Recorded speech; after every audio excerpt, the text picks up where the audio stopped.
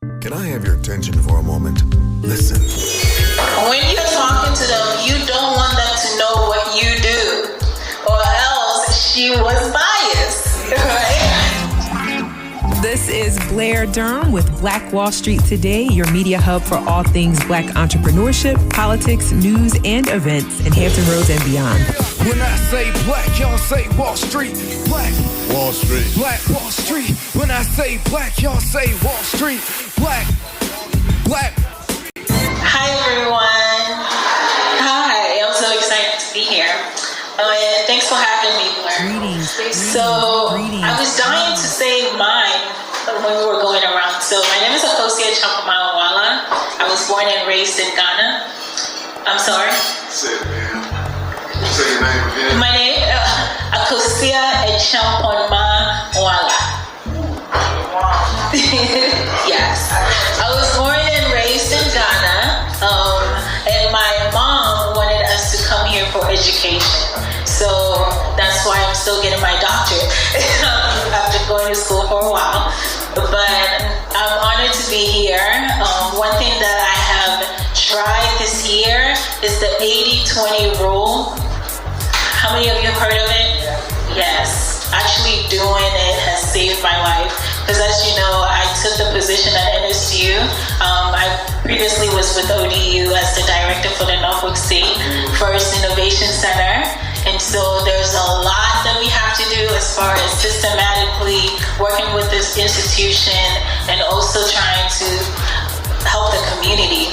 But the 80-20 rule says that 80% of your results comes from 20% of your efforts. You know, I've heard that before, but I read it from a leadership book and it dinged. And I prioritized this year, and Lord behold, we've accomplished so many goals, trained over 300 people. We just opened in April, so it's amazing training people in such things and renewing people's mind in the realm of venture capitalist funds, angel seed funds, and all of that. But long story short, last time I was here, I talked about the Lean Startup, right? How many of you are here? Okay, awesome. No, it's okay. Yeah, I remember you were there. So the Lean Startup is a methodology that comes from Eric Ries. It pretty much helps you avoid waste of time, energy, all of that by doing the right things, right? How many of you have wasted so much money and it ended up nowhere as far as your business goes? So this is going to help us stay on track by doing the right things in a short period of time and delivering. So I would have to stay on this side and my side. All right, so quickly, I did my quick introduction about the NSU Innovation Center. We're located downtown Norfolk on, this one has been everyone. We're located downtown Norfolk, and you can visit us. We want you to visit us. So real quick, I had about an hour, but now I have like less than 30 minutes. So we'll go through this fast, all right? All right, so problem solving, what you're going to take out today is problem solving for early stage. Also foundational pieces that you have to have in place all the time because you need to start staying on good grounds. And then figuring out your pain points. I heard someone mention that earlier in here. Figuring out your pain point that is hindering your business growth, okay? My question is, what is the number one reason why startups fail? Real quick. Lack of capital. No business plan. No business plan. No business clients, okay. Poor management. No poor management. All right. So according to research from SB Insight, the number one reason why startups fail is that people build things nobody wants. Yikes. So that's the situation, is that we all have passions, right? And dreams and things that we want to do. But a lot of times we deliver it in a way that people don't want, right? We deliver and package it in a way where people are not ready for sometimes. So the number one reason why startups And so the way to go about fixing that problem is by doing customer discovery. Face your potential customers, okay? I'm sure you all believe that your customers hold every answer that you have been assuming, right? Your business plan, a lot of times, is full of assumptions, which is true, but however, your customer knows majority of those things. So what this is going to help you do is you're going to figure out those concepts that your customer wants, and like engineers do, you figure out what people want, then you build it, instead of building what you want and pushing it on people. Does that make sense? All right. So real quick, the first thing that we're going to do, if you have some paper, you can write this down, is that understanding your audience is very important. Even if you know you as the founder, this has to be ingrained in your head, in your mind, in your intentions and everything, because even when competition comes and you know your customers, you won't be afraid. A lot of times you're focused on marketing and you're focused on all the higher up things, but you're promoting to the wrong people, right? So what is important is that you have to focus on these things. So you have to have some of these in place, the age, the race, what income they're in, and all of that. And this is something that is basic, but believe it or not, a lot of people don't know this. Before you go to a marketer, you have to know this so that you can better guide them in how you want them to best benefit your business. Okay? So very important. Alright, so now we're going to talk about customer discovery. Assuming that you have those things in place, right? Your age, the age of your customer, where they live, and all of that. This is the process that you will go through. So I need you to take a moment and write those things down. If you are willing to do that for me, that would be great. You said we knew I would pick you? So later on, we're going to use his business, all right? And from paying attention to everybody here, the lady sitting right behind you is a potential customer, right? Assume based on interest, based on age, she's into healthy things. She's very passionate about it. So later on, I'm going to use you two for the customer discovery process so that we don't have to wait for everyone to do it. Does it make sense? All right, I'm going to skip this.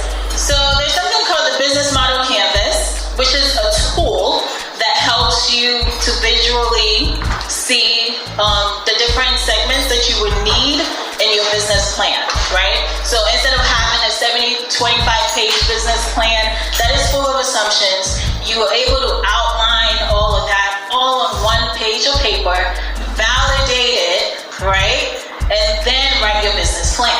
Does that make sense? So your business plans will be validated and not of assumptions, right? So these are things that clients and partners, potential partners will tell you that they are seeking from your business. You can have more confidence when you're talking to investors. All right, this is how it looks like. I'm sure many of you have heard it, right? The business model canvas is broken down into 9 phases. As you can see, there's revenue stream on there, cost structure, resources, the channels that you'll be distributing your information through. And then we're only going to focus on 2 parts today, which is your customer segment and your value proposition. The reason why we're doing that is that because we're talking about problem solving today. These 2 together gives you something we call problem solution fit. All right? So by knowing your customer and your pain points and the value that they want you to offer to them, you can have a solution for the problem they want. That make sense? So those 2 alone can take you far from starting putting physical things in place instead of waking up trying to build the product, but you're not sure that people will want it. Okay? And even if you're a student, or I know we have some kids in here, you're an entrepreneur like myself, you can still use this business model to guide whatever you want to deliver to people. Okay. All right. So now we'll talk about Facebook. All right. Facebook's customer segment. All right. A customer segment based on the things I told you. Right. It's like, who is Facebook offering value for? Can I get some guests in here before we start looking here? Who is Facebook's customers? Users. We have users. Advertisers. That's how they make money. And developers. You saw? Yeah, she saw it. But those are Facebook customers, right? The users, the advertisers, and the developers. So now think about it. Who are really your customers, right? And in the depth of that, you go down in what I showed you guys with the age, the income, and all of that. So when you do a Facebook advertisement, you will know exactly who you want to channel to. So first you figure out the segment in a broad scope, such as developers, right? And then Facebook will figure out what type of developers. Is it people that are using Google or Swift, which is Apple's language? My husband is a computer science, he knows all of that. I don't know. Swift or something like that. But Facebook has to go into detail under every one of them, right? And then you have to figure out right now which one makes more sense for me to tackle. You know, you can't tackle all of them at the same time, right? So you would have to figure out which one of them makes sense for me to tackle. All right. So now the value proposition, before I bring it up, is actually in like simplicity, is the benefit that Facebook offers to developers, right? The benefit that Facebook offers to users. So real quick, what is the benefit that Facebook offers to users? Connections, networking. Connections, networking. Exposure, would that be one of them? Exposure, that's good. Entertainment, an audience. Audience, that's good. Now let's take the developers realm. What is the benefit Facebook offers to developers? We're not talking about advertisers. Not necessarily. So what the benefit is reach. Personalized. You said users? Yes. So it's color coded, right? So developers here is personalized social experience, right? So for example, one of Amazon's customer segment are developers. So Amazon allows these developers to have access to their codes, right? So they sell their codes to developers, right? Google does the same thing so that you can create. So when you log on to when you log into a different app and they're like, oh, would you like to sign into Facebook? Right? Oh. Okay, so connection. Yeah, exactly. So Facebook has to figure out how to make money, right? You're doing a good deed by allowing me to connect with my family in Africa, but I'm not paying you anything.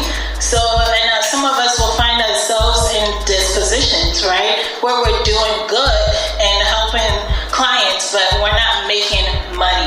So this chart will help you understand who can I actually make money at? Which customer is actually going to open up their wallet and give to me, okay? Because that's important. Okay?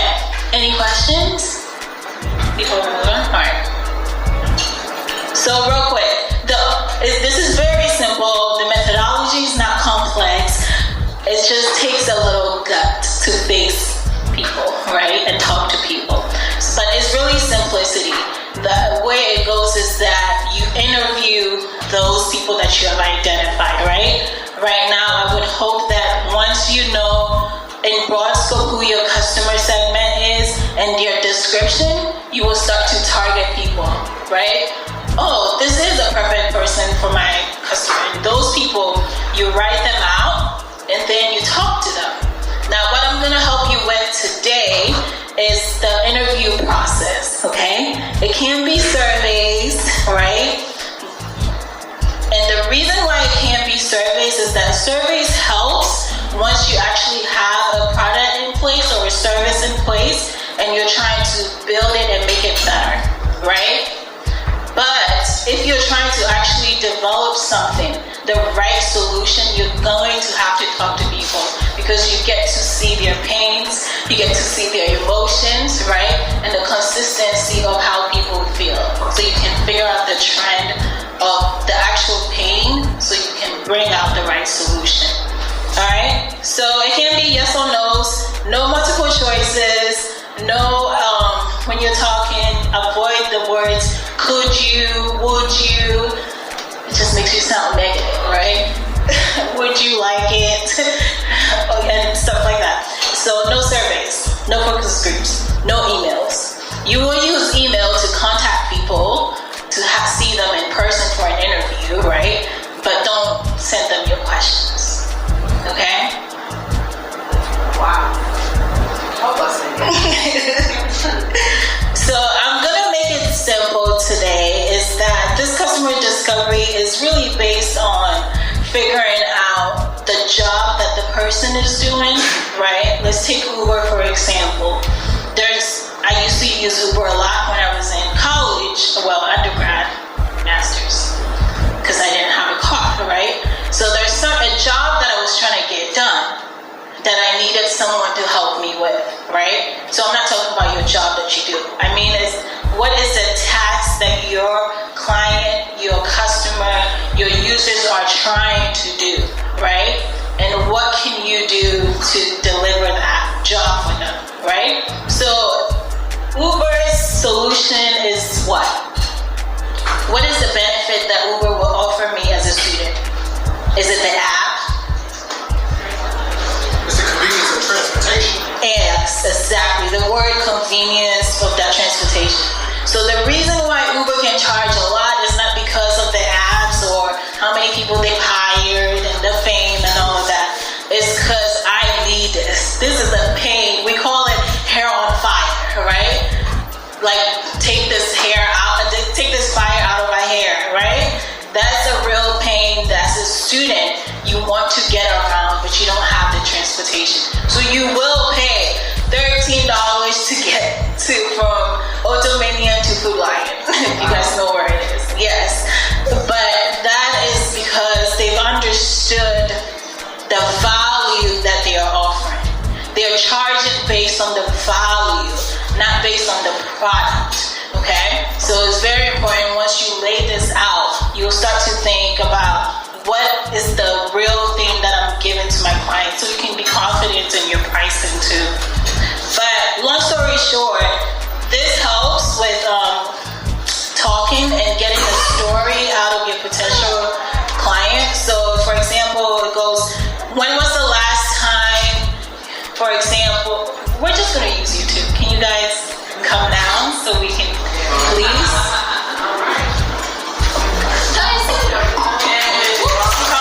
Confidence. Okay. Awesome. So can you tell us about your business, your ideal, just your elevator? Hello, I'm Family Springs, alkaline water. We deliver mountain fresh water from the mountains directly to your home and office. Alkaline water.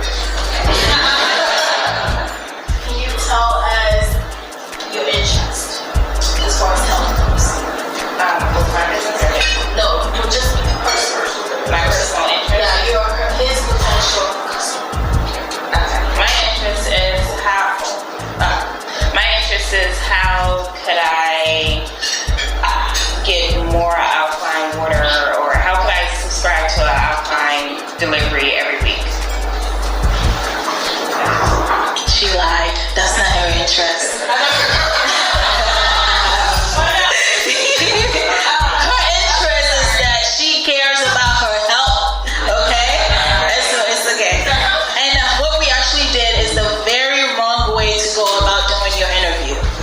When you're talking to them, you don't want them to know what you do, or else she was biased, right? She's not trying to hurt your feelings, right? So you don't want them to know what you do, but what you want is you're trying to get information out of them concerning the problem, right? Concerning the problem that she has. What is your problem concerning health? My problem is how could people be more aware of being healthy? Okay. So let's get started, all right? So what you're going to do is just follow these questions. When was the last time you... So I'm just going to answer the question. Okay. She's a potential customer, don't forget.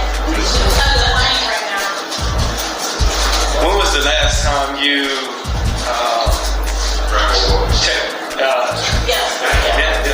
When was the last time you were hydrated? On my way here. How many times? Go ahead. No, yeah, freestyle. Okay. How many times a day do you hydrate?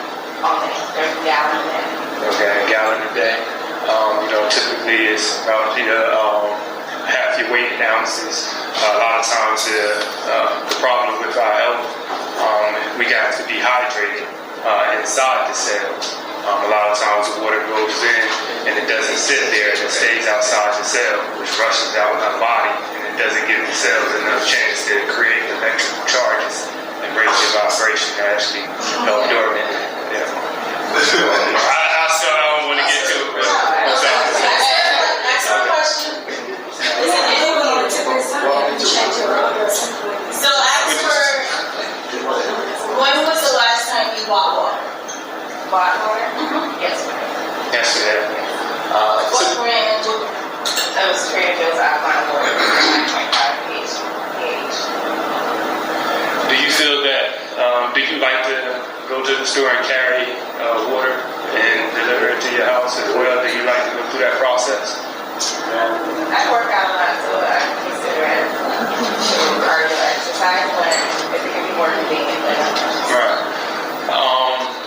Do you ever have the problem of actually going to get water in the middle of a storm or when hurricane season and those different types of things actually come about? Do you worry about water at that point in time?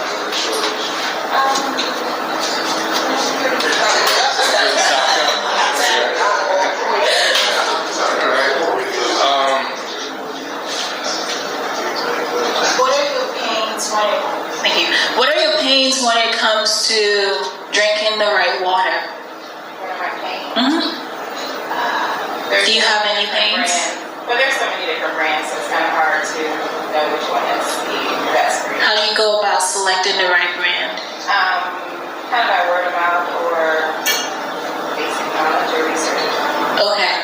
So if I was to make your life easy, if I was just to throw a magic wand right now to help solve that problem that you have concerning, differentiating which one to pick and all of that, what would be the best way we can help you to differentiate what's the best water for you to drink? Provide information showing testing, showing which has the highest pH. Testing? Yeah, testing. That's good.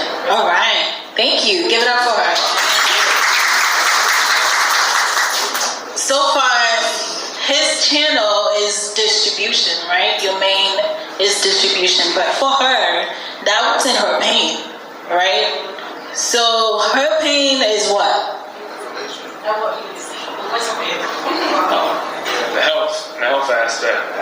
Information. Yeah, that's the lack of information. So one of the things my website, familysprings.com, actually.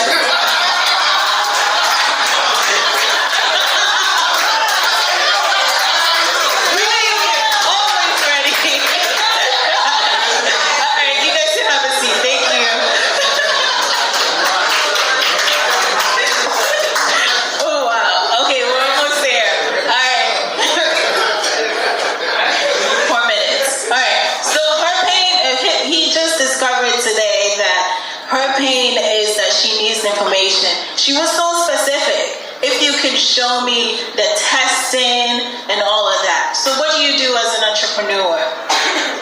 You do that, right?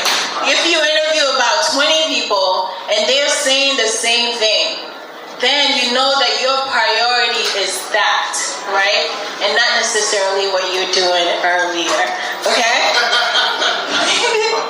All right. So, long story short, the process it's important for you to know how she goes about finding the right water, right? One, that's very important.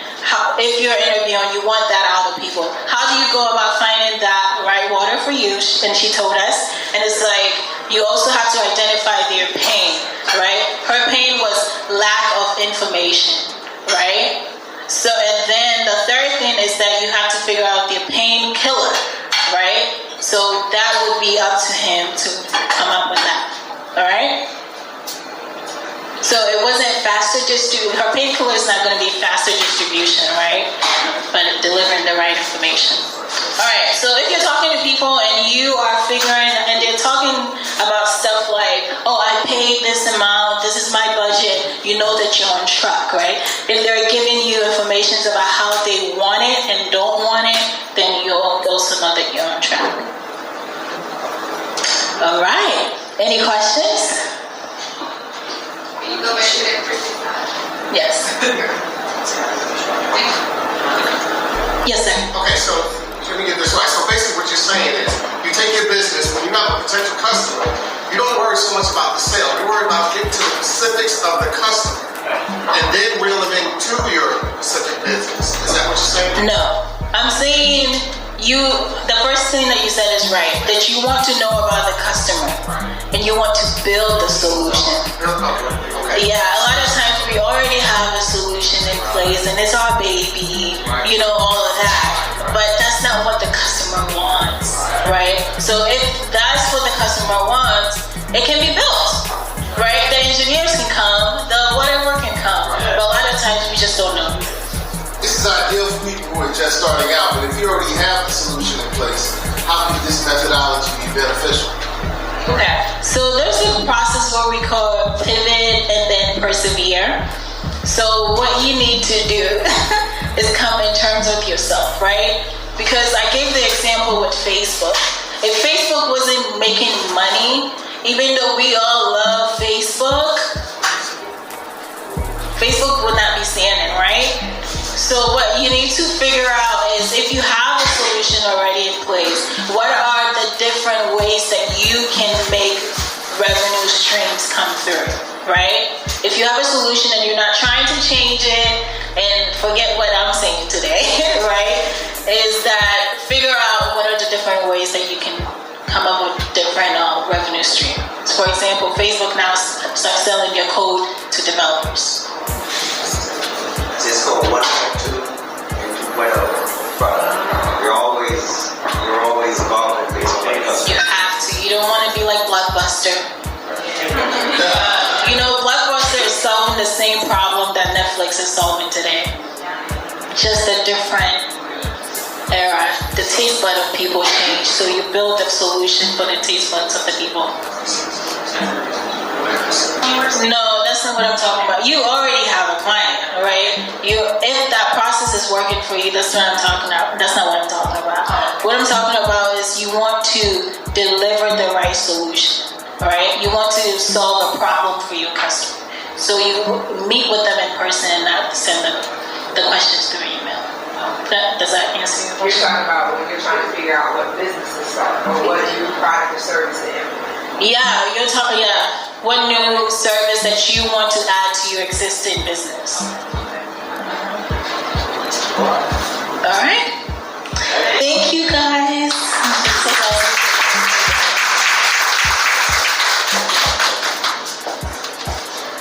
We needed so much more of that. Akosua, you didn't get a chance to say when you're at the Innovation Center, when people can come talk to you. She's a resource in our community that doesn't cost anything. Like, Norfolk State pays her to help business owners do this. All right. So for the Innovation Center, we'll go back in January 6th, and we're there Monday to Friday from 9 a.m. to 5 p.m. We have courses already that we have on our Facebook. You can look at it at NSU Innovation, so you can know the courses that we have coming up. So those are our weekly courses. We have something going on every week. Doesn't matter what city you reside. No, it doesn't matter what city. It doesn't matter what your business is. All right. Phenomenal. Stay with us online at Black Wall Street Today on Facebook and Black Wall Street Today on Instagram. And then follow us on Twitter as well at BWS Today. We look forward to talking again next week. Have a wonderful week. I have said and I will continue to say that the most important priority for the Black community is the Black community, not a particular political party. Phenomenal. Hey, yo, when I say black, you say Wall Street. Black Wall Street. When I say black, you say Wall Street. Black. When I say black, you say Wall Street. Black. When I say black, you say Wall Street. Black. Black Wall Street. Black Wall Street.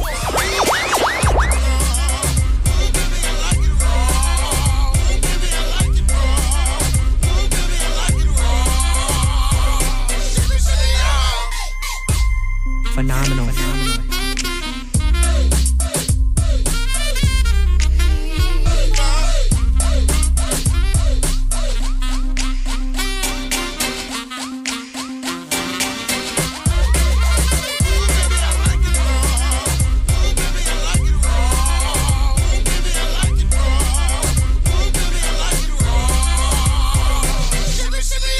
When the conversation is good and the friends are even better, you'll find a wine that brings it all together.